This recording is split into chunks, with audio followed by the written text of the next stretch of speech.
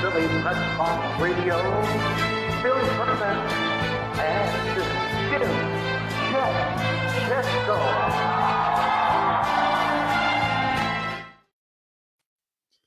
It's Wednesday, July 7th, 2021. Welcome to the Philly Pressbox Radio Roundtable, brought to you by the Irish Rover Station House in Langhorne, PA, and Allstate Insurance in Westchester, PA.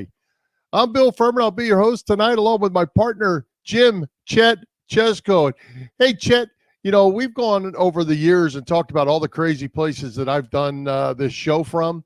Let's add in the middle of a tropical storm out my window to our list. That goes along with the street corner in Orlando and the airport gate in Charlotte Airport. We pretty much covered it all, but we've never covered tropical storm before. Well, glad you're all well and alive and happy down in the Lakeland, Florida area, Bill. Well, we're just happy to be here when these storms come through. Hey, Chet, Phillies. We're about the halfway point, just 4 games out of first place. Go figure. They're hot all of a sudden. It's not over yet. We're going to offer up some midseason grades. Chet, college athletics. Amateurism is gone. We'll talk about that. And the Olympics are just 2 weeks away. There's always something going on. Oh, plus the NBA finals are underway. The NHL Stanley Cup finals could be wrapping up in the next night or two. Wimbledon is continuing. And, Bill, you missed the big story. You buried the lead. Ben Simmons has a new girlfriend. Well, I'll sleep better tonight knowing that. What can you say? He's a young kid with a lot of money. I can't blame him for having a girlfriend or a lot of girlfriends, if that's how it works out. There you go. Let's move along, Bill. With that, we've got great guests tonight in Inquirer.com's Mike Sielski to talk all things Philly sports, Chet. Yeah, you know, we haven't talked with Mike since last January, and a lot has certainly changed on the Philly sports landscape since then. Much of it not for the better, unfortunately, but hey, what can you do? Let's get it going, Bill. Let's welcome Mike Sielski back to Philly Pressbox Radio. Mike, welcome. Hey, guys. Thanks for having me. Good to be back. Hey, Mike. As we said, lots to talk about. Let's go to the Sixers, first of all. The NBA Finals got underway last night. The Sixers aren't there. Dario Saric, Mikal Bridges, Drew Holiday are there. The current Sixers are not. What do Daryl Morey and company have to do this offseason? And is it a must that Ben Simmons is sent packing?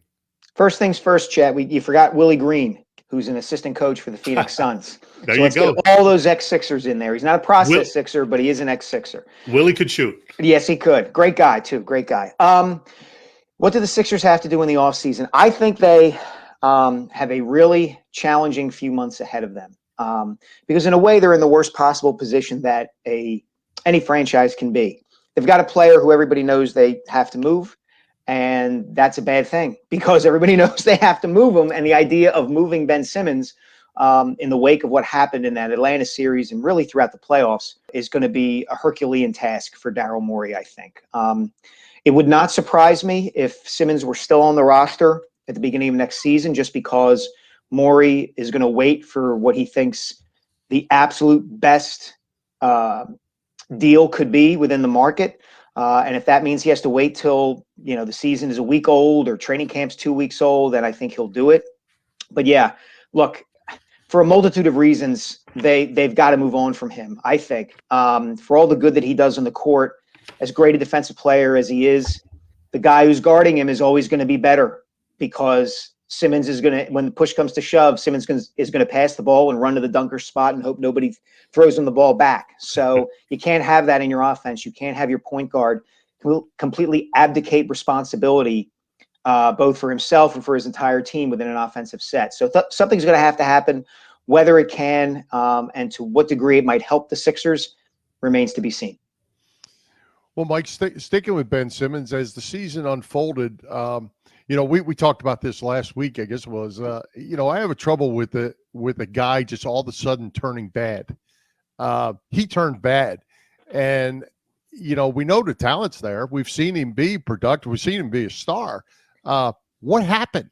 Well, I mean, just a mental thing, but what in the world do you think happened to Ben Simmons? There's a lot of theories out there, Bill. Obviously, I think the mental component, if you're ranking all the reasons that this happened, the mental component to this is the largest and the most important one. I mean, I've done pieces about Ben's shooting form and how bad it is, the elbow flaring out and all of that stuff. It's beyond that now. I mean, he had a mental, emotional fear about going to the foul line in that series against the Hawks. And he's going to have to do something to work through that, whether it's a sports psychologist. It's not Instagram videos of him shooting jump shots in an empty gym or in a pickup game. It's got to be something deeper than that. I was having a conversation with somebody the other day, and this person brought up the fact that Simmons, and this would apply to Markelle Fultz too, because I had noted that the Sixers in back-to-back drafts with the number 1 overall pick drafted players who not only are poor shooters, but got the yips about shooting, like they had a mental block about it. And this person noted that both Simmons and Fultz were great players at mediocre college programs. They were kind of allowed to do whatever they wanted to do in that year that, Simmons was at LSU and Fultz was at Washington. And if you think about it, their rises to that point were similar too. I mean, Ben was playing in Australia where basketball is terrific, but he's not playing in the AAU system of America. He's not playing at the absolute highest youth levels. Markelle Fultz had a very rapid rise from being just another high school player in the Washington, D.C. area to being, freshman of the year at Washington and the number 1 overall pick in the draft, even though Washington went 9-22 while he was in the one season he was there. And I wonder if there's something about that once a guy like that gets to the highest level of his sport, gets to the NBA and encounters some adversity, how does he handle it? Is he equipped to deal with it? And certainly there have been players in the past and athletes in the past from similar circumstances, similar backgrounds to those two guys who were able to handle it. But I just wonder if their paths to the NBA contributed at all to the troubles they faced since they've gotten to the league. Hey, Mike, you wrote a piece 10 or 12 days ago about Joel Embiid and the fact that he's 27, he's injury prone, and just how important he is to their future. You made the Yao Ming comparison regarding age and injuries.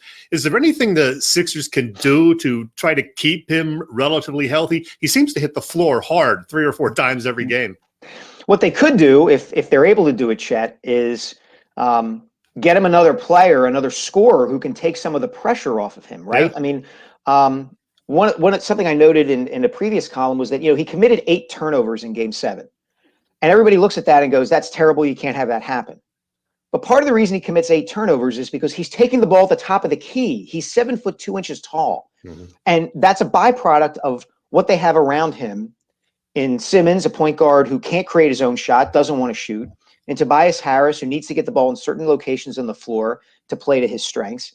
And if the Sixers didn't have to rely on Embiid as much as they do, then the chances are pretty good that his career would be extended because you wouldn't be relying on him so much. There wouldn't be as much demand and wear and tear on him because he wouldn't have to be out there as much. Or, when push came to shove in the closing minutes of a game, you give the ball to a Damian Lillard or another scorer or somebody like that. They tried to do that with Tobias Harris. It didn't work for, time after time. So, to answer your question, Chet, I think, a human being that big and that heavy as Embiid, and I don't mean to suggest he's overweight. I just mean that he's 7'2" and athletic and ripped, is going to encounter, there's always going to be that risk. And I think that that to me is the Sixers' primary concern. As much as we're worried about Simmons, Embiid, there's been so much wear and tear in his body already that one bad fall, if he goes down, they're going to have to break the whole thing up. They're going to have to do that. And that really, to me, is the ultimate failure of the process, so to speak, that they went through over these last 7 years, is that he's all really they have still offensively. They don't have any other pieces around him to take the heat off of him. He's still the alpha and the omega of everything all the time. And they had opportunities to put in more pieces around him and weren't able to keep the right ones around him or find the right ones around him. Well, Mike, to follow up on that, you said in the opening that there's a lot of work to be done over the next couple months. And if I'm reading what you're saying now is they need to blow this thing up. They're not going to get it done with Harris and Simmons as a supporting cast for Embiid. Is that what you're thinking? Well, I don't think they're going to trade Tobias Harris, and I'm not sure they could, Bill. Simmons is a hard situation because everybody can see what the problem is. It's totally naked to everybody. He doesn't want to shoot. He can't shoot. It gums up your offense. It causes problems amongst his teammates. His teammates can see it. Watch that clip of him passing up the dunk in Game 7, and Joel Embiid throws his hands in the air. Like, what are you doing? I mean, it's obvious what effect this is having on a team. And so every other team around the league is going to know that and going to weigh whether to bring that sort of problem onto their roster and kind of judge whether they think they can fix it. Do I think they need to blow it up? No. I mean, insofar as I think Tyrese Maxey is a player with a ton of potential. I'd love to see him develop. I think if Matisse Thybulle can develop any semblance of an offensive game, he has a chance to be a terrific player. I already think pound for pound, he might be the best defensive player in the league. They have Harris is a fine player. He's just not they gave him a max contract, which I'm not sure he's worthy of. But they did what they had to do. I guess that was the market at the time. So you're kind of going to move forward with those guys unless you're going to unless Morey's going to put a package together that involves some of those guys and brings back a true superstar to pair with Embiid. You're going to roll with that and see what you can get for Simmons. Mike, let's switch over and talk a little Phillies. Later in the show, Bill and I are going to give some grades to, some of the key players. I want to ask you about Joe Girardi, though. Yeah, the team has won 4 of the last 5 out of 7. They're 4 games out in the mediocre NL East. But I don't think Girardi's been all that. What is your grade for Joe Girardi this year? Chet, I don't know what it is with Joe, but he can see, like we all can, the condition of the Phillies bullpen. And yet, with the exception of that one Aaron Nola start against the Marlins last week where he was at 4 2/3 innings and, gave up the 6 or 7 straight hits in a row and Joe was trying to get him through the 5th inning. I've never seen a manager who was so desperate to get into such a bad bullpen as I have with Girardi. And, this is not we're building for the future kind of moment for the Phillies. We poured a whole lot of resources into this, and we're trying to win right now. And if you're going to pull Zach Wheeler, because he's at 114 pitches, even though he's cruising, if you're going to pull Zach Eflin, even though he's pitching a shutout, if you're going to go to your bullpen as often as he does, you better have Mariano Rivera and,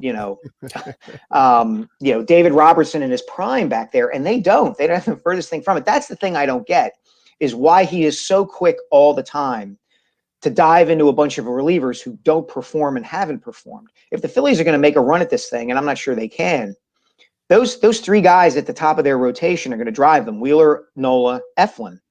And you got to ride them out. And I know baseball's different. I know that these guys are making a lot of money and managers and teams don't want to burn them out or risk an injury. But at some point, you got to rely on a starter to get you home and just say to the bullpen, you know what, guys? It doesn't matter that you're fresh. Zach Eflin, 7 innings in, 8 innings in is a better option than pick a reliever coming out of the bullpen who's fresh and who's going to walk the leadoff hitter and get everybody stressed. Yeah. And, it's funny to me because we know Joe is a great baseball man as a player and as a successful manager, but it almost looks like he doesn't have a feel for the game, or he's not letting the feel for the game manage the game. He's going by the charts and he's going by the analytics, and he's making these decisions, lefty, righty, at the plate, even when he's pinch hitting for his hottest hitter at times. It looks like he just isn't feeling the game, and maybe that's the new way, and I don't like it. Well, here's the thing, Bill. Girardi's been that way for a while. Like, this was the criticism of him in New York. I was up working in New York and covered the Yankees a tiny bit in 2010, 2011, 2012. This was the complaint about him then, that he was Binder Joe, that you just flip through and find the right page and boom, punch the decision in the computer and it spat it back out. And, all we have to do, and this isn't a situation involving Girardi, but all you have to do is go back to Game 6 of the World Series last year, where Kevin Cash of the Tampa Bay Rays makes a decision that is totally divorced from the reality on the field and any sense of feel and humanity and reading the circumstances of a situation. And those things matter. I always, when this discussion comes up, and I see both sides of it to a degree, but when this discussion always comes up, I always think of something Charlie Manuel said after the Phillies won the World Series in 2008. If you guys remember, out of the chute, when Game 5 picked up again after the rainstorm, He sent Jeff Jenkins up to pinch hit for whoever it was. I forget, maybe in the pitcher. And somebody asked him after the game, why did you send Jenkins up in that situation? Jenkins had been a disappointment all year. And as it turned out, Jenkins rocketed a double to right center field, and he ended up scoring, or the pinch runner for him ended up scoring, and the Phillies took the lead and, of course, went on to win the game. And Charlie said, Jeff Jenkins is a good low ball hitter. The pitcher who the Rays had in the game throws a lot of low pitches. I thought it was appropriate to send Jeff Jenkins up there. I mean, Charlie didn't say it that way. He said it the way Charlie says it, but you get the sense. And it was just like, you know what? I got to feel, I've watched Jeff Jenkins hit for a full season. I've seen the scouting report of this pitcher. Looked like a good match to me. Let's roll the dice. Now, maybe that would have failed in another situation, 9 out of another 10 times. But it worked in that situation, and that's what you pay a manager for. It's not just to follow the binder or follow the formula or, go back to Doc Rivers in the Sixers-Hawks series. Like, he's still playing 10 guys in Game 7 of this. Like, your season's on the line here. The circumstances are different. Things have to change. And sometimes you can't manage that way or coach that way all the time, but you got to balance the two sides of it. And I wonder if Girardi does that enough. Agree. Hey, you mentioned Doc Rivers, Joe Girardi, Elaine Vigneault. The Philly sports scene brought in some what were supposed to be real quality people. Nick Sirianni kind of is the outlier in this.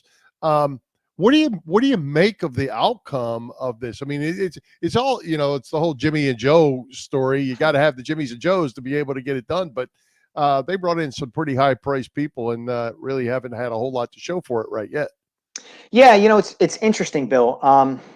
The dynamics with each of those are kind of different to a certain degree. Like, all right, so take Vigneault, okay? Vigneault's rep in New York, his last stop with the Rangers, was that he was more of a player's coach. Well, he was a player's coach with the Rangers relative to the guy who had been the Rangers coach before Elaine Vigneault, who was John Tortorella, who ruled with an iron fist by any definition, okay? So no matter who the Rangers brought in after Tortorella, Vigneault, it was going to be perceived as a player's coach. It's just so happened it was Vigneault. They get to the finals. They almost get to the finals again. They have a good run before it kind of peters out. Well, relative to Dave Haxtell and Scott Gordon, Vigneault has much more credibility within that locker room and much more credibility, I think, within the organization as a whole. At least I would hope so.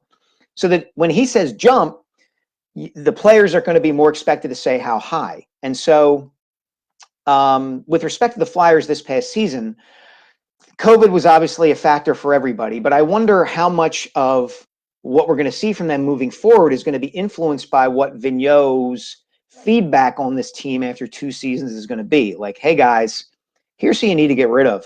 It ain't working here. And whether they're going to listen to him or not, there's some debate and discussion, I think, publicly even amongst Dave Scott and Chuck Fletcher and Vigneault about where the blame for what happened this past season really lies.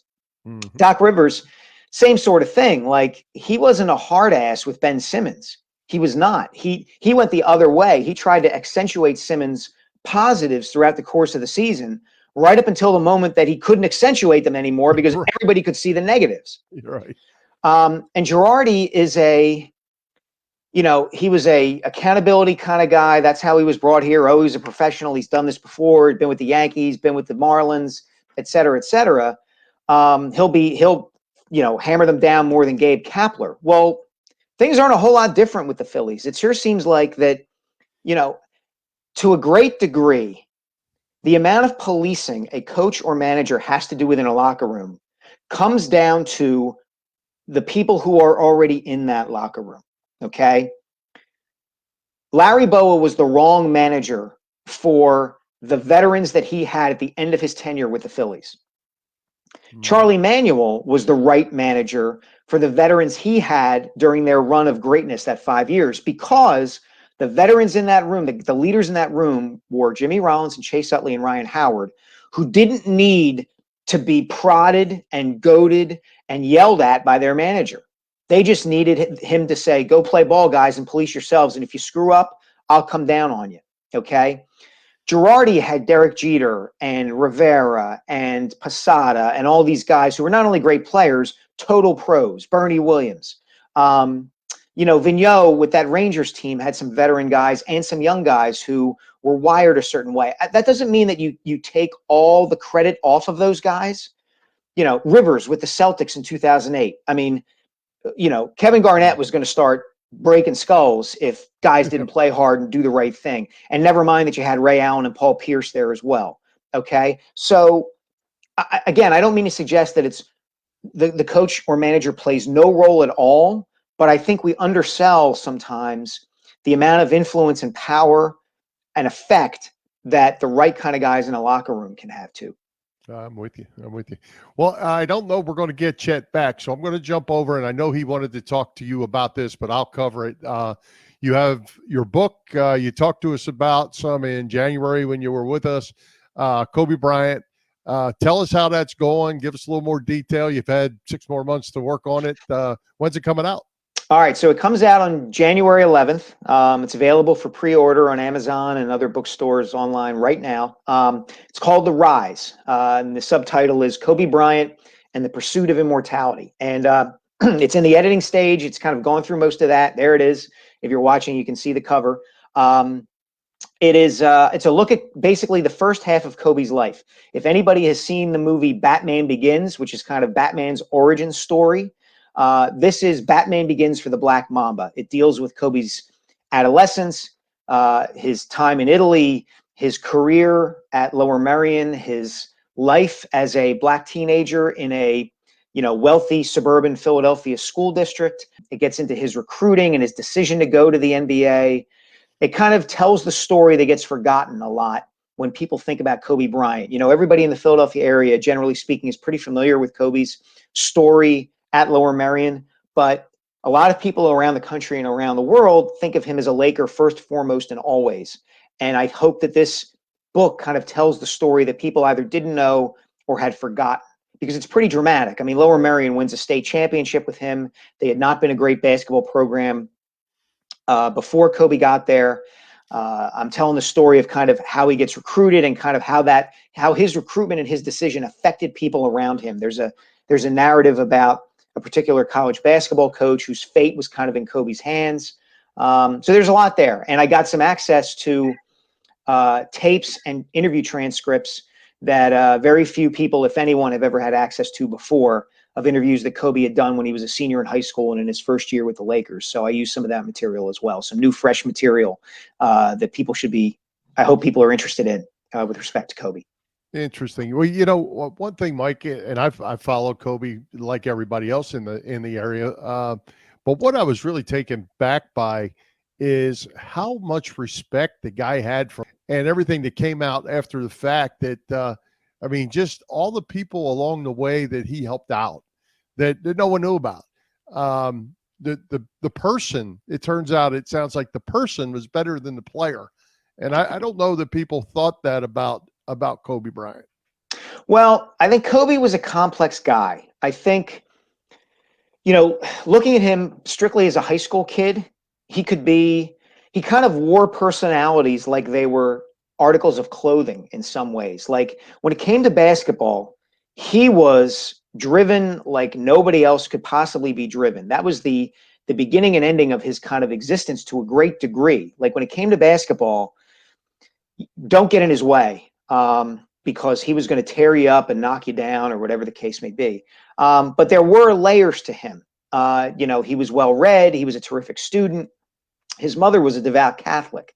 And in some ways that kind of informed, his personality and the way he handled things. And, there's a lot more to it. And there are aspects of his young life and his story at that time that kind of foreshadow some things that happened later in life, both the good and the bad. Particularly I'm thinking of the incident and scandal in Aurora, Colorado in 2003 and 2004, the sexual assault allegations and charges.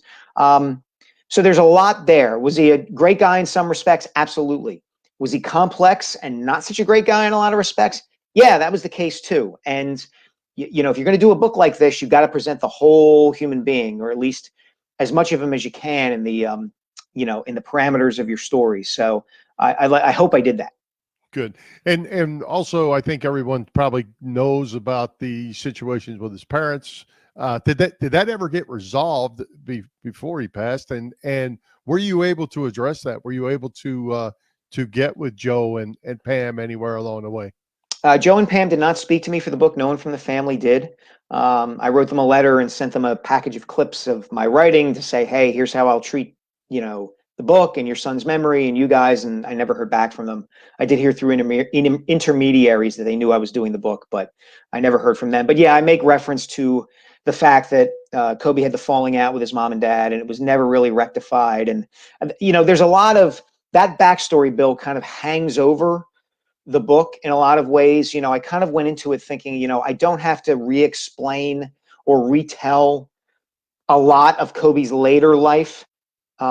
People will be familiar enough with that so that when they read this book, they will kind of bring that to the table. So if there's an anecdote that I provide that no one's ever heard before about Kobe early in his life, then the reader will go back in his or her own mind and say, oh, I can connect that to what he did or what he said or what happened later on when he was an adult. And hopefully it makes for kind of a richer reading experience for anybody who gets the book. Very good. Chet, I think you're here for a minute. Have you been listening, and do you have anything to add to Mike about the book? I've heard the whole thing. Clearly, I have some major problems on my home internet setup. I've never done a show from home before, and hopefully I'll never do that again. But yeah, sounds like a great book. I can't wait to read it next January. Thanks. I don't care if you read it, Chet. Just buy it. Okay, there you go. All right. Well, hey, Thanks, Mike, we ran out of time already. Appreciate you joining us, working us through our technical issues here, but great stuff as always. Thanks, guys. Always enjoyed very much. Have a good one. Thanks. Hey, Chet, maybe you're sitting on your couch or something because you're getting more mileage right now than your car. So it's time to start saving with Allstate's pay-as-you-go auto insurance. Well, Bill, I am very unorganized this morning, clearly, or is it disorganized? I don't know, but I will tell you about Allstate and the pay-as-you-go insurance plan. Let's see if we can get things working properly here. Bill, it's one of those days. So, yeah, Allstate. Pay-as-you-go auto insurance. It puts you in control. You only pay for the miles you drive with the same full coverage that a traditional policy offers. Pay-per-mile insurance gives customers greater control of their insurance costs. See how much you can save with pay-per-mile car insurance by calling your local agent. In Westchester, Pennsylvania, that is Dave Lavoie. Call Dave at 610-430-0700. Once again, 610-430-0700. Start to save more now that you are driving less. Let's see if Willie's going to sing for us because I need a little Willie tune right now. Hey everybody, it's Willie Nile here, and you're listening to Chet and Bill on Philly Pressbox Radio. You lucky people. There you go. We got Willie. We got Willie right. That's good. All right. Hey, Chet, the Phillies, they're at the midseason point, actually 83 games, so just two games over the midseason point. Time for some midseason grades. But by the way, Zach Wheeler and JT Realmuto have been selected to the All-Star game. So let's start there. Good choices for those two. And did anybody get snubbed? Well, congrats to Zach and to JT. I really thought Wheeler, would be the Phillies' lone All-Star. He certainly deserves it. JT's numbers this year, though, are very, wait for it, Bill, pedestrian. But I guess this might have been one of those reputation selections. As far as grades, we were going to talk about grades. Zach Wheeler definitely gets an A for what he's done this year. 6 wins, should have more. ERA 2.04 or whatever it is. Quality start pretty much every time out there. For JT, so-so numbers. I'm going to give JT a B-. You concur? Certainly an A for Wheeler. B- would probably be about as high as I would go with JT, and not as much. Well, he's been banged up for one, but they're stealing a lot of bases, and that's not like him. Again, a lot of that goes with the pitcher, holding runners and all that, but he hasn't been a rock behind the plate either, like we expected. But once you get nicked up, you got to get healthy again. Another A, and I only have one other A to give out, Chet, I believe, and that would be Eugene Segura. He was a hit machine before he got hurt. He comes back, he's hitting again. I believe he's hitting at 330 now. I believe Gene Segura gets my only other A to go along with Zach Wheeler. I'm going to go A- for Gene Segura. He is certainly hitting, but he still doesn't hustle 100% all the time. I know you could say that about a lot of major leaguers, but that just bugs me. And he's a so-so fielder. So I'm going to go A- for Gene Segura. But, yeah, he's certainly having a good season. Okay. Rhys Hoskins, Bill. Did Rhys Hoskins get snubbed? A couple of our listeners think maybe Rhys should have been an all-star. No, you can't be an all-star when you're hitting 220, Chet. Now he's hitting 232 now, so he's up there. I believe he's actually 235 after last night's pile of hits, but 236. There you go. I think he's having a nice season. He needs to be a 260 hitter, and then he's having a great season. I just don't think you can put 220 or 225 whenever they were picked. He's got a lot of hits this week. 220, 225 hitter is not going to make the all-star team. I raised the comparison to our buddy John Roberts, that it's like a Dave Kingman type of thing. He hits a lot of home runs. He's driving in some runs, but he's hitting 220, 225. You're just not going to make it. And it's not like he's making up for it with a Gold Glove. Yeah, well, that's for sure. But, I mean, he is on pace now for, I think, 38, 39 home runs and a little over 100 RBI, which is certainly not bad. But as you said, you'd like to see the average up around 260. But when you have an 0 for 23 and an 0 for 30 something, that's going to take a toll on the average. Absolutely. And it's that inconsistency, I think, that really has hurt him. If he could just hit a little bit during those lulls, that average would be up at 250, 260. And now you got a heck of a player. Oh, yeah. Yeah. And I like Rhys. I really hope he does get it together and succeeds. And it looks like he's starting to hit a little bit again. And remember last week, Bill, I said, man, they need somebody like a Rhys or a Bryce Harper to get hot. Well, Bryce has certainly done that. 5 hits last night. He's got 7 homers in the last 10 games. Finally got a homer with somebody on base. He had 13 or 14 homers that were solo, but he had a 3-run shot in a slaughter of the Cubs last night. So that was great to see. Grade for Bryce Harper, Bill? I think you have to say maybe a C for Harper. Ooh. Well, and it's only because of the injuries. I think he's been nagged all season long. What do you have his average at there? He's down the bottom. Not bad. 15 homers, 30 RBI. You can't get RBIs if guys aren't on base in front of you. So I don't know that what are you going to do about that? But the injuries and I think the nagging, I just can't give him a whole lot because 30 RBIs, he's on a pace for 60. That's not good enough. Well, because of the fact that he missed several games and, we're still right around halfway into the season, he was able to get his average up 15 points last night with that 5-hit game. So 282 looks a lot better than 267. And, as long as he does stay healthy, and it looks like he's healthy now, those homer and RBI numbers are going to go up. So that's great. And Andrew McCutchen, I'm surprised his average is still as low as it is, 233, because he's been picking it up lately, and he's got 14 homers. And I thought his days of, 20, 25 homers were in the past, but McCutchen has really come on a bit of late.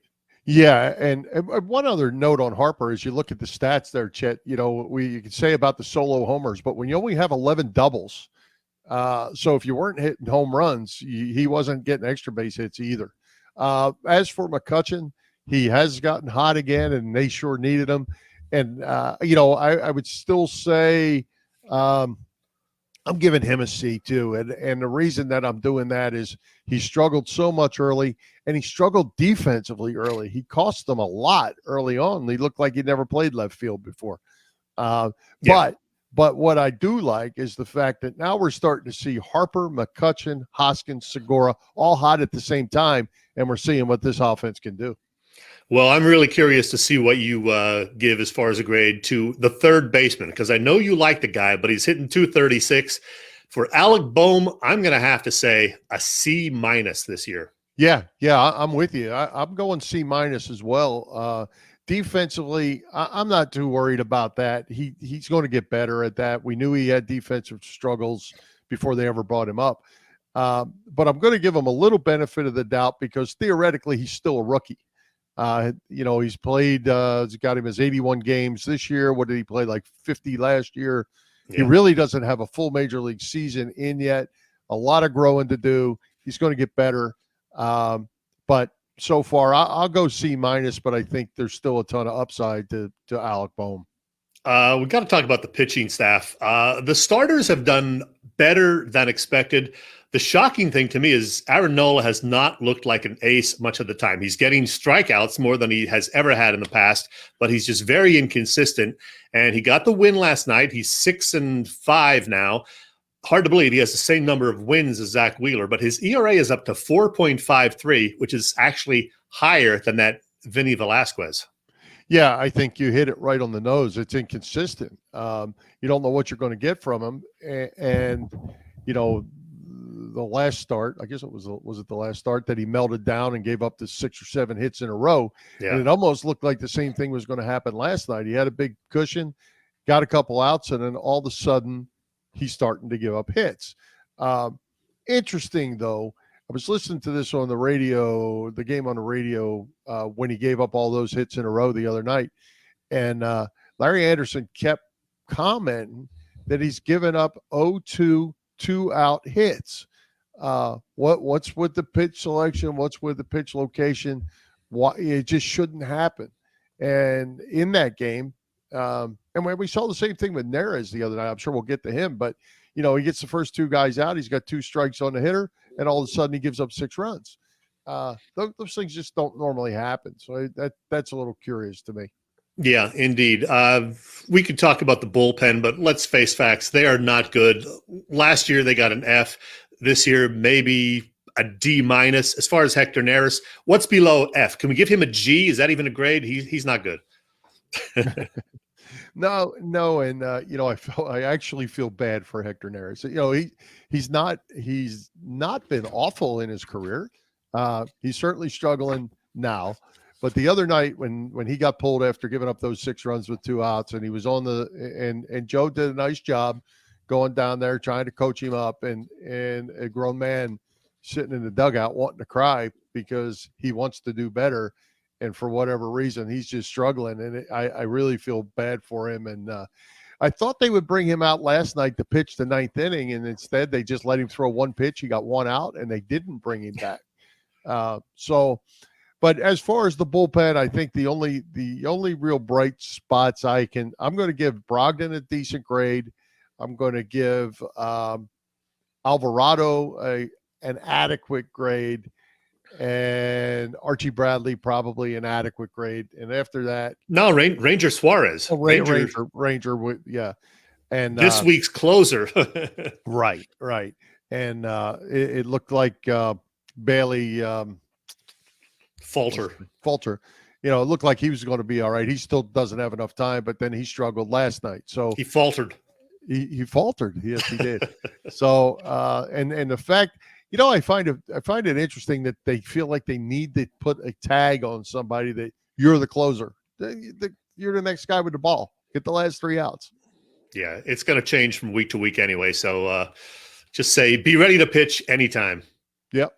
So what's your grade on Joe Girardi? Let's throw that out there. My grade on Joe is going to be a C. He's lost too many games for them this year. As Mike alluded to, he is too quick to pull a pitcher from a game when he's got a crappy bullpen coming in behind the starting pitcher. So, yeah, I'm going to go C, and that's being generous for Joe. Yeah, I think so too.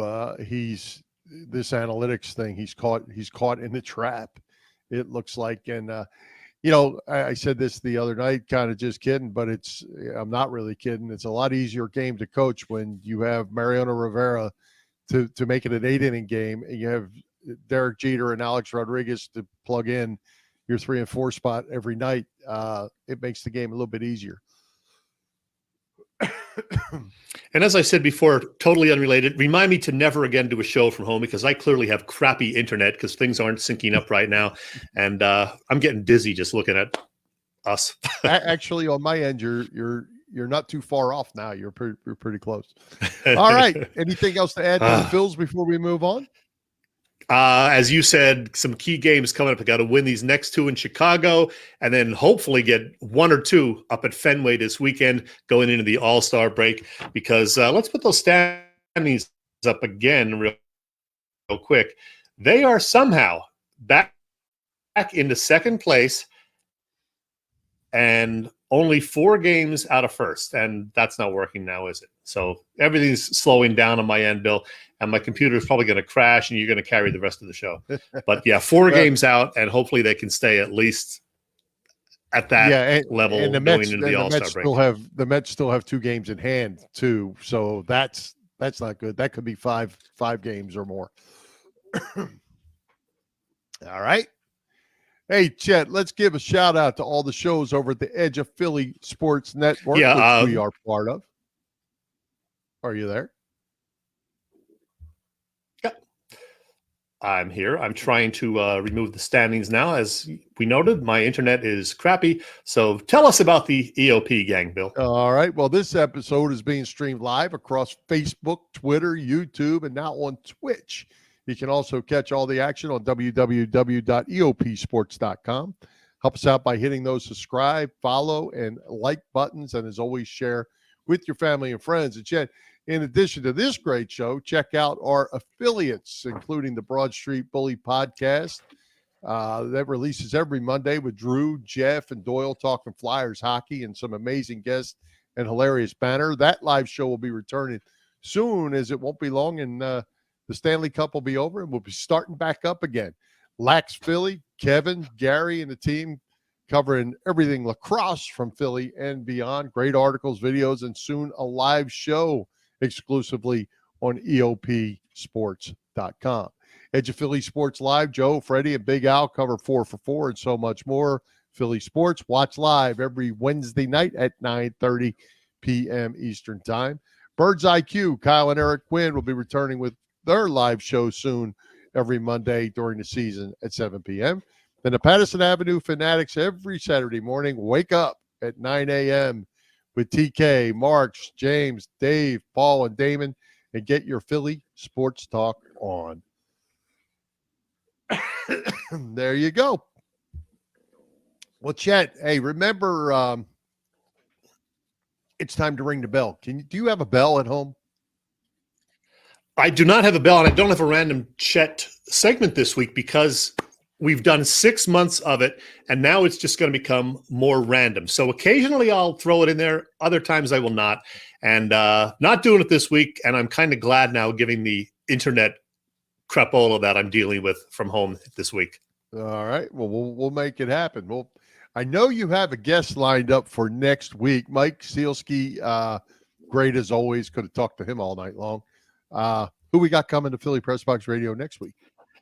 Well, Bill, next week we're going to have a return visit from a guy that I know you've come to enjoy. I'm a big fan of his as well. He'll be joining us for the first time since late last year, and it will be his 5th visit overall. In fact, I'm going to throw up the banner from his last visit. We'll see if it ever shows up. There it is. Yeah, he was with us last November 11th. He is from the WIP Midday Show, and he co-hosts the Go Birds and High Hopes podcast. It's James Seltzer. Not only does James have great insight on the entire Philly sports scene, but he's also a whole lot of fun every single time that he joins us.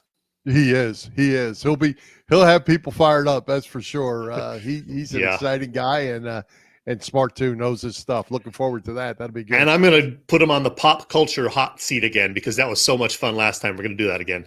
And he enjoyed that as well. He did. He really did. Deal. Wait, Chet, not necessarily Philly sports related, but college athletes are now able to be paid for NIL, name, image, and license. What do you think of that? And yes, they still get a free education as well as being able to market themselves. And one addition, late last night after I had already put this together, I read that a company has offered every Miami Hurricane football scholarship player, all 90 of them, a check to promote their company. All 90 guys are going to get paid by a what do they call them? Whatever the golden cane or whatever they call the the highest donators from the University of Miami. What do you think of all this? Interesting. I don't have real strong feelings about it either way. I do think there should be some sort of compensation or stipend or something for these young athletes who are, helping to promote the school and the sport. But beyond that, I just don't know. I don't know how far you can take it. I have a hunch you have some more definitive feelings. Well, I do, but I have them both ways. I think that what they're doing right now is a train wreck. I understand that Oregon, some of the players from Oregon have been signed by Nike to promote their stuff. How do you control that? That's money. That's money that's just going to run through a funnel. How do you keep some sort of control on it? Stipends where everybody, the guy at Temple gets the same thing as the guy at Oregon. I'm okay with that. I think, but I think it just slants the field, and the more money that Phil Knight and Nike want to dump in the Oregon program, if you can go there and get paid $1 million, and you're 19, 18, 19, 20 years old, it's just going to make the rich richer and have a bunch of also rants. With that said, one thing I want to add is there's a young guy that I coached. He's not really young anymore, that I coached here at Lake Gibson, that ended up being a quarterback at the University of South Florida. When he got to South Florida, they did not even open the upper deck at Raymond James Stadium. Quickly, he became a starter. He became a star. They sold out the stadium. Everybody had on number 8 jerseys in the whole city of Tampa. He was setting records in the conference. They became number 2 in the country with him at quarterback. His senior year, about 4 games in, he blew his knee out. End of story. No NFL career. He probably wasn't going to be an NFL player anyway. And he graduated and got a job. Everybody benefited but him. So with that, that's my other side of the story. It's going to take a couple of years for them to figure this all out and get it the way that it should be, that the most people are going to benefit, the universities and the students. So it's going to be a work in progress for sure. Yep. Well, we'll certainly talk more about it, because I think the more we learn and the more all these people are getting signed up for these different things, some people are certainly that have played the game are certainly going to have very strong feelings on how this all goes. Hey, speaking of signing up for things, Bill, the Philly sports trips are happening this week. And this week they have a bunch of people out at Wrigley Field, and will then also be going to Fenway for the weekend series against the Red Sox. And then this fall, there's what they're calling the Birds Ultimate Vegas trip. You get to go out and see the Eagles take on the Las Vegas Raiders. And there are all sorts of different packages, including the game or not, just the tailgate. Some will include transportation, some won't. But check the website, phillysportstrips.com. There are all sorts of packages available, like I said. And John Dorenbos will be there, plus one of the guys from 97.5, The Fanatic, John Kincaid. So it's going to be a fun trip if you can go. phillysportstrips.com. Check it out. That's going to be crazy. The Philly faithful will be traveling well in Vegas. That one for sure. All right, good stuff. Hey, Chet, Olympics just around the corner, a couple weeks away. Already some controversy, which I hate because I love the Olympics. Are you a big Olympic fan? Not as big as you, and I'm certainly not un-American, but I just don't get as excited about it as a lot of people. I want to see all of our athletes do well, certainly, but I'll watch some of it for sure. It's fun, and I know it's great for the country, and America usually does pretty well, gets a lot of medals, which is nice. But yeah, I'm not a guy who gets all pumped up about it, but it's certainly a wonderful thing. And despite the issues, I know they're going to have great ratings next month over in Tokyo. Yeah, I just enjoy it because it's not like I do a whole lot of homework. I don't really know who the athletes are going to be unless they're Simone Biles and those that are coming back. But I just enjoy watching great athletes, and this is their moment to shine. And I just really, really enjoy watching them, and I actually can't get enough of it. And when you see somebody like like Michael Phelps was, and Ledecky, the young lady swimmer that's just ridiculously good, and Biles, and those that are just so on top of their game, do great things. To me, it's awesome. What I hate, of course, is going to be the whole political side, because everybody seems to want to have a message. And my message is, I want to see Americans win gold. I don't care who they are. Yeah, I'm with you. And I'll certainly be watching some of it and rooting for our athletes. So go USA. Absolutely. How about a parting shot? Do you have one of those today? I do not have a parting shot per se, Bill, but I do want to say one thing. Happy birthday to this legend, Bill. Let's see if I can get his picture up on the screen. I don't know if you know this, Bill, but this guy, Ringo Starr, was in the Beatles. Yeah. This is a very recent. Yeah, this is a very recent picture of Ringo, by the way. Yeah, there might be a little hair dye going there. Ringo is 81 years old today. And as I mentioned previously on our show, I had tickets to see him in June of last year. That show, because of COVID, got postponed to June of this year. And because things were still iffy when they were doing the schedule, they postponed it again until next June. So I'm going to go see Ringo next year in Philly when he'll be a month shy of his 82nd birthday. But it is going to happen with a little help from his friends. So happy birthday, Ringo Starr. Very cool. Very cool. I have one for you, Chet, as a follow-up to last week's John Facenda piece you did, we talked about, and you did a little parting shot on. I stumbled across something this week as a follow-up that I thought was really cool. Any idea how John Facenda started at NFL Films, besides the fact that he was a local newsman?